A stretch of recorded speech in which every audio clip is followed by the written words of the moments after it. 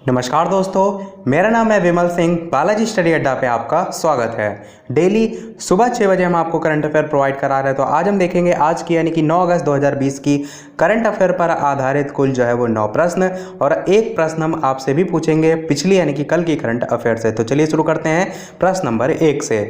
पहला प्रश्न कह रहा है कि निम्नलिखित में से कौन आरबीआई द्वारा गठित केवी कामत समिति के सदस्य हैं।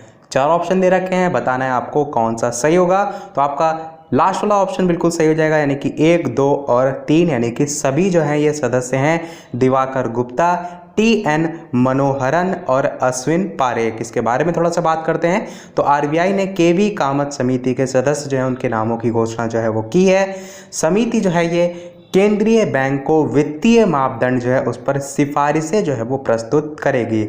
यहाँ पर केवी कामत समिति के संबंध में जो है वो बताया गया है। आगे लिखा है कि केवी कामत ब्रिक्स द्वारा स्थापित न्यू डेवलपमेंट बैंक के पूर्व प्रमुख हैं, उन्हीं के नाम पर इस समिति का नाम जो है वो पड़ा है।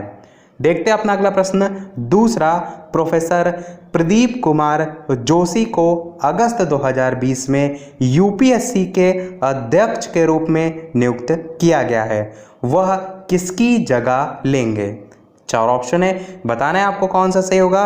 तो आपका अरविंद सक्सेना बिल्कुल सही हो जाएगा। इसके बारे में बात करें तो प्रोफेसर प्रदीप कुमार जोशी को संघ लोक सेवा आयोग यानी कि यूपीएससी का अध्यक्ष जो है वो नियुक्त किया गया है।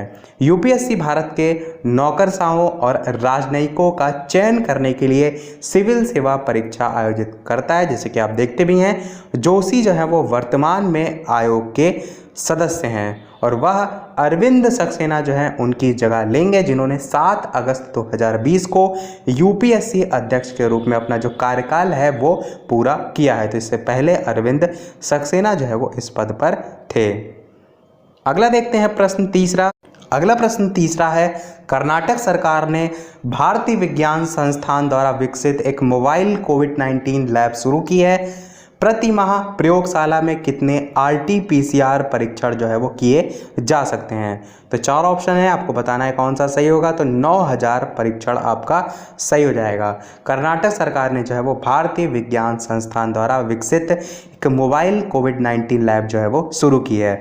कर्नाटक के चिकित्सा शिक्षा मंत्री हैं डॉक्टर के सुधाकर। इन्होंने मोबाइल लैब का उद्घाटन किया है, जिसमें भारत में पहली ICMR अनुमोदित मोबाइल RT-PCR कोविड-19 परीक्षण प्रयोगशाला होने का दावा जो है वो किया गया है और प्रति माह लैब में 9000 टेस्ट जो है वो किए जा सकते हैं।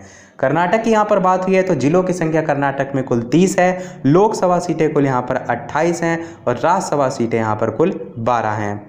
अगला प्रश्न आपका इंपॉर्टेंट प्रश्न है, ध्यान रखिए। भारत ने 2020 में भारत छोड़ो आंदोलन दिवस की कौन सी वर्षगांठ जो है वो मनाई है। 4 ऑप्शन है, आपका 78वीं वर्षगांठ जो है वो सही हो जाएगा। भारत छोड़ो आंदोलन के बारे में बात करें तो 1942 को जो है वो चला था और तारीख 8 अगस्त 1942 को महात्मा गांधी द्वारा अखिल भारतीय कांग्रेस कमेटी यानी कि AICC के बॉम्बे सत्र में भारत छोड़ो आंदोलन शुरू किया गया था। 2020 में भारत ने भारत छोड़ो आंदोलन दिवस की 78वीं वर्षगांठ मनाई है। यदि आपको ये ना ध्यान रहे तो सन ध्यान रखिएगा 1942, वहाँ से लेकर अभी तक जो है वो जोड़ लीजिएगा, ये भी एक आपका तरीका हो सकता है। और ये जो आंदोलन है वो भारत में ब्रिटिश शासन को समाप्त करने की मांग के लिए जो है वो शुरू किया गया एक विरोध था और महात्मा गांधी जी जो हैं इन्होंने आंदोलन के दौरान अपना प्रसिद्ध करो या मरो भाषण भी दिया था, ये कह सकते हैं नारा जो है वो दिया था। अगला प्रश्न 5 कह रहा है, अगस्त 2020 में किसने स्वच्छ भारत मिशन पर एक इंटरैक्टिव अनुभव केंद्र राष्ट्रीय स्वच्छता केंद्र का उद्घाटन जो है वो किया है। 4 ऑप्शन है, बताना है आपको कौन सा सही होगा। तो नरेंद्र मोदी आपका बिल्कुल सही हो जाएगा।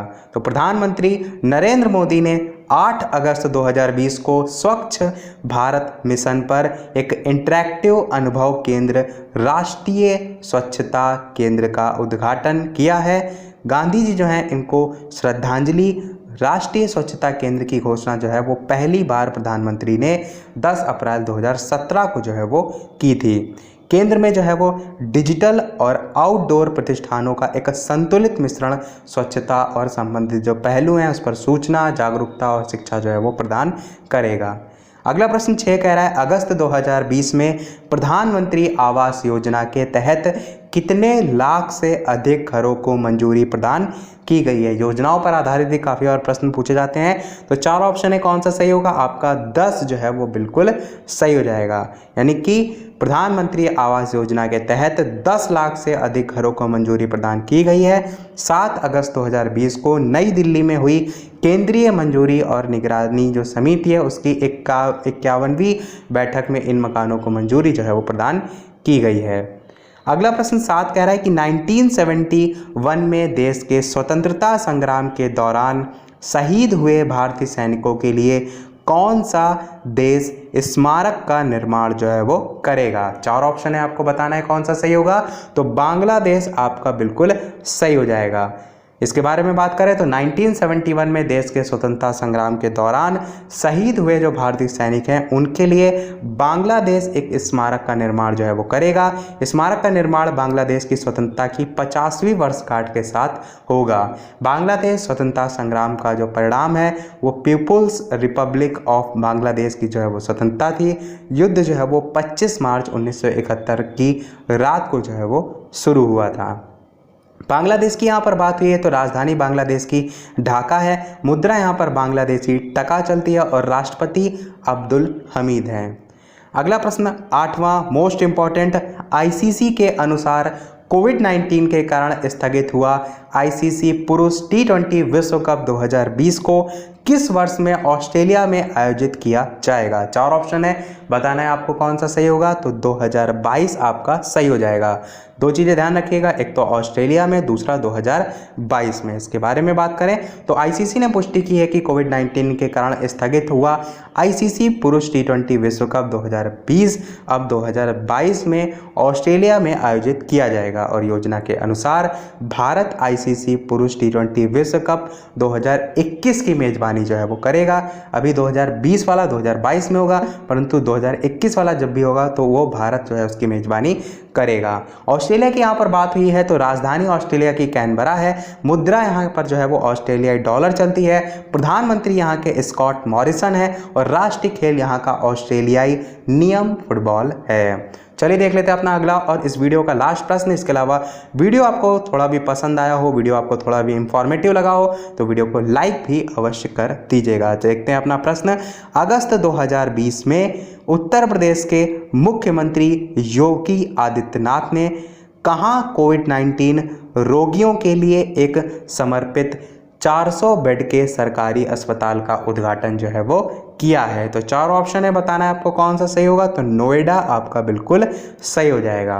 तो उत्तर प्रदेश के मुख्यमंत्री योगी आदित्यनाथ ने 8 अगस्त 2020 को नोएडा में कोविड-19 रोगियों के लिए एक समर्पित 400 बेड सरकार अस्पताल का उद्घाटन किया है। ये जो सुविधा है वो टाटा ट्रस्ट और bill and Melinda Gates foundation के सहयोग से तैयार हुई है। उन्होंने अस्पताल में सुविधाओं की भी समीक्षा की है, जिसमें 9 अगस्त 2020 से शुरू में 200 बिस्तरों के साथ सेवाएं जो है वो शुरू करने की उम्मीद है और समय के साथ साथ ये 400 बेड जो है वो होंगे। उत्तर प्रदेश की यहाँ पर बात हुई है तो बात करें थोड़ा सा इसके बारे में। जिलों की संख्या यहाँ पर कुल 75 है, लोकसभा सीटें यहाँ पर कुल 80 हैं और राज्यसभा सीटें कुल यहाँ पर 31 हैं और राष्ट्रीय उद्यान यहाँ पर दुधवा राष्ट्रीय उद्यान है।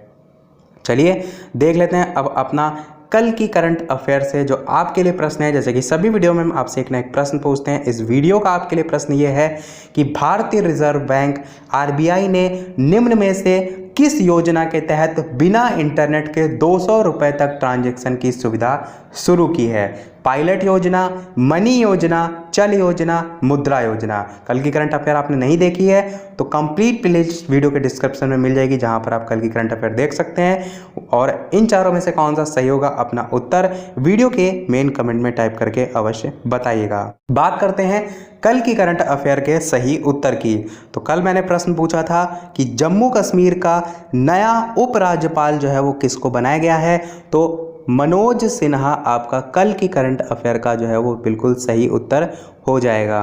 और जो मनोज सिन्हा हैं वो जो वर्तमान में चल रही मोदी सरकार है उसके पहले कार्यकाल में रेल राज्य मंत्री भी जो है वो रह चुके हैं। और जो मनोज सिन्हा हैं वो जगदीश चंद्र जो मुर्मू हैं उनकी जगह जम्मू कश्मीर के उपराज्यपाल का दायित्व जो है उनको सौंपा गया है। ये सारी चीज़ें करंट अफेयर जो पिछली थी उनमें मैंने सारी चीज़ें आपको बताई भी थी। तो इसी के साथ हमारा ये आज का करंट अफेयर समाप्त होती है। आज की वीडियो में इतना ही। वीडियो पसंद आया हो तो लाइक अवश्य कीजिएगा। नए हैं चैनल पर तो डेली इसी तरह करंट अफेयर देते रहने के लिए चैनल सब्सक्राइब अवश्य कीजिएगा। तो मिलते हैं अगले वीडियो में नए टॉपिक के साथ। तब तक के लिए नमस्कार। Thank you for watching.